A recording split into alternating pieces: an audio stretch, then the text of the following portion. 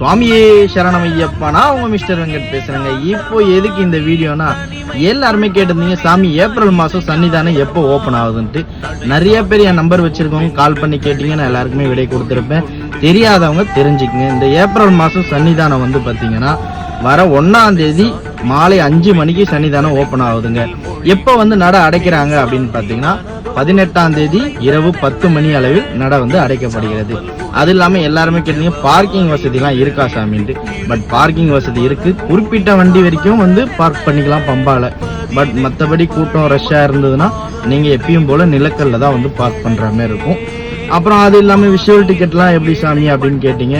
But visual ticket எல்லாருக்குமே compulsory வேணும். 18 நாள் கிட்ட சன்னிதானம் வந்து திறந்துருக்குங்க.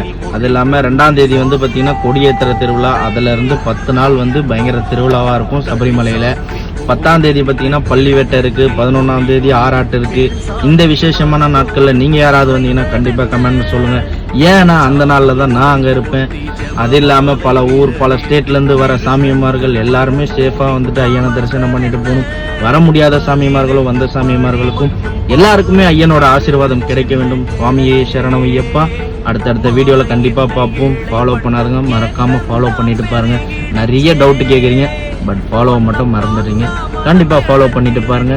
நான் உங்களுக்கு இருக்கேன். சுவாமி சரணம், சுவாமியே சரணம் ஐயப்பா.